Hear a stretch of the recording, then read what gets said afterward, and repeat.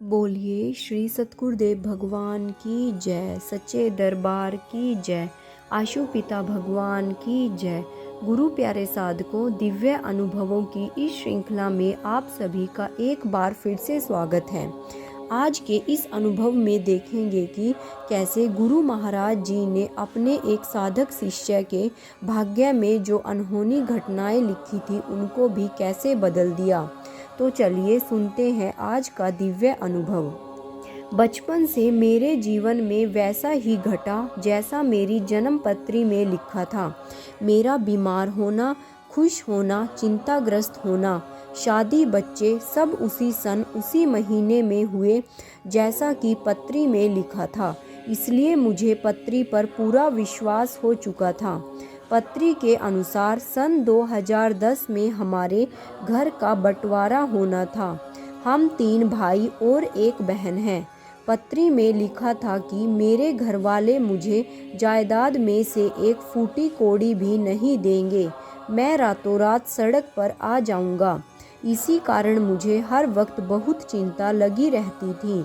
मेरी पत्नी जब मुझे समझाती, जब वह समय आएगा तब उससे निपट लेंगे, यूं पहले ही चिंता करने से क्या फ़ायदा। उसकी बात सही थी, पर मैं भी मन के आगे मजबूर था।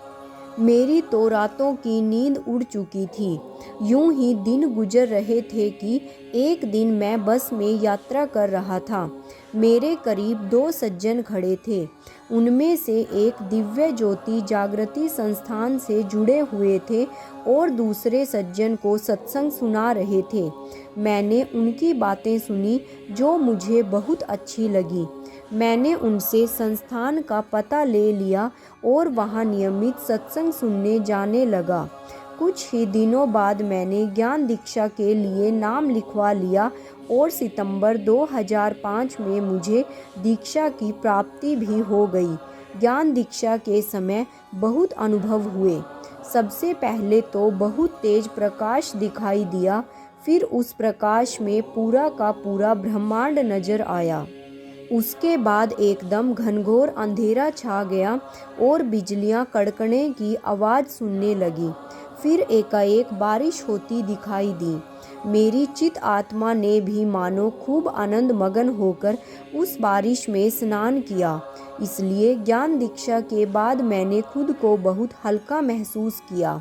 अब तो मैं नियमित साधना करने लगा। मन में जो डर था वह धीरे धीरे कम होता गया और एक दिन तो बिल्कुल गायब हो गया, क्योंकि अब मैंने सब कुछ गुरु महाराज जी पर छोड़ दिया था।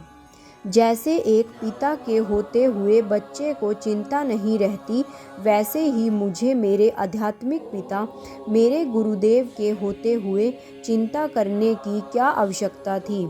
मुझमें इस बदलाव को देखकर मेरी पत्नी बहुत प्रभावित हुई और उसने व बच्चों ने भी गुरु महाराज जी से ज्ञान दीक्षा ले ली। अब तो हम सब मिलकर खूब साधना करने लगे। यूं ही साल गुजर गए और सन 2010 आ गया। अचानक से एक दिन मेरे मन में फिर से जन्म पत्री में लिखी बात घूमने लगी। मुझे फिर से घबराहट होने लगी कि मेरा सब कुछ छीनने वाला है। उसी हफ्ते रविवार को जब हम सत्संग सुनने गए तो मुझे ऐसा लगा जैसे कि पूरा का पूरा सत्संग मेरे लिए ही हो रहा हो। हमारे जीवन में अच्छा बुरा जो भी घटता है वह प्रभु की रजा से नहीं बल्कि हमारे पूर्व कर्मों का ही फल होता है। यदि हम अपना भाग्य बदलना चाहते हैं तो इसका एक ही उपाय है, केवल और केवल साधना। यानी साधना की अग्नि ही हमारे कर्मों को स्वाहा कर सकती है। इसलिए खूब डटकर साधना करें। इन सत्संग विचारों ने मुझे फिर एक दिशा प्रदान की। अब मैं चिंता करना छोड़कर डटकर साधना करने लगा। कुछ महीने बाद संस्थान द्वारा कथा का आयोजन किया गया। मेरी और मेरी पत्नी की वहाँ सेवा लगी। एक दिन हम कथा में ही थे कि पीछे से बच्चों को उनके दादा दादी और सबसे छोटी चाची ने बिना बात के बहुत डांटा फटकारा। बच्चे डटकर साधना में बैठ गए। अगले दिन भी यही हुआ। हमारे घर से निकलते ही दादा दादी ने बच्चों को खूब धमकाया, गाली गलौज भी की। बच्चों ने मुझे फ़ोन करके सारी बात बताई। मैंने उनसे कहा साधना करने को। रात को करीब 12 बजे कथा से जब हम घर लौटे तो माँ हमारा इंतज़ार कर रही थी। घर में घुसते ही बोली, कल सुबह नीचे आ जाना, सबकी मीटिंग रखी है। मुझे पता चल गया कि जन्मपत्री में लिखी बात के सच होने का समय आ गया है, पर न जाने क्यों अब मुझे हौसला आ गया था। मन कह रहा था कि महाराज जी जो करेंगे अच्छा ही करेंगे, उनके होते हुए हमारा अहित नहीं हो सकता। पर फिर भी हमने अपना कर्म किया। पूरी रात साधना की और फिर सुबह मैं और मेरी पत्नी नीचे आ गए। घर के सभी सदस्य वहां इकट्ठे थे। हमारे पहुंचते ही माँ ने कहा, देख पवन, हमें भी तुम्हारे दादा दादी से कुछ नहीं मिला था। हमने सब कुछ खुद बनाया है, इसलिए अब तुम भी यहाँ से बिना कुछ लिए चले जाओ। तुम्हें हमारी जायदाद से कुछ नहीं मिलेगा। मैंने कड़ी आवाज़ में कहा, माँ हमें और कुछ नहीं चाहिए, बस हम यह घर छोड़कर किराए के घर में नहीं जाएंगे। न जाने मेरे ऐसा कहते ही मेरे एक भाई के मन में क्या आया, शायद महाराज जी ने उसकी बुद्धि पलट दी। वह बोला, ठीक है भैया, हम इस जायदाद के 5 हिस्से करेंगे, एक माँ बाप का, एक बहन का और 3 हिस्से हम भाइयों के। इस हिसाब से आपको पैतृक संपत्ति का 5वां हिस्सा मिलेगा, जो कि तकरीबन 24 लाख का होगा। हम यह रकम आपको 1 हफ्ते में दे देंगे।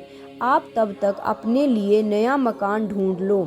यह सुनकर मुझे तो एक पल के लिए अपने कानों पर विश्वास ही नहीं हुआ। यह कैसे हो सकता है? पत्री के हिसाब से तो मुझे 1 फूटी कौड़ी नहीं मिलनी थी, कहाँ 24 लाख रुपए मिल रहे थे। मैंने जल्दी से हामी भर दी। मीटिंग वहीं समाप्त हो गई। जब हम अपने कमरे में लौटे तो बेटी ने बताया कि उसने हूबहू वही देखा था जो नीचे मीटिंग में हुआ। उसने यह भी देखा कि एक प्रकाश का घेरा मेरे इर्द गिर्द घूम रहा था, यानी कि वहाँ महाराज जी उपस्थित थे। तभी तो सब कुछ इतना बढ़िया हुआ। अब बस एक चिंता थी, एक नया घर तलाशने की। मैं दिन भर तो दुकान पर रहता था, सुबह शाम जो थोड़ा समय मिलता उसमें मकान की खोज करता। हालांकि मेरे दोनों भाई प्रॉपर्टी डीलर थे, फिर भी उन्होंने मदद करने से साफ इनकार कर दिया। फिर एक रात जब मैं साधना में बैठा तो मुझे एक मकान दिखाई दिया। मुझे विश्वास हो गया कि बस यही मकान हमारा अगला ठिकाना होगा। अगले दिन मुझे ठीक वैसा ही मकान मिल गया। मैंने बिना देरी किए उसकी डील कर ली। फिर हमने जल्दी ही गुरु महाराज जी की कृपा से गृह प्रवेश किया। सच में यह घर हमें गुरु महाराज जी से मिला प्रसाद ही है। अब तो मैं सबको यही कहता हूँ कि नियति में जो लिखा है उससे तब डर लगता है जब तक नियति बनाने वाला नहीं मिल जाता।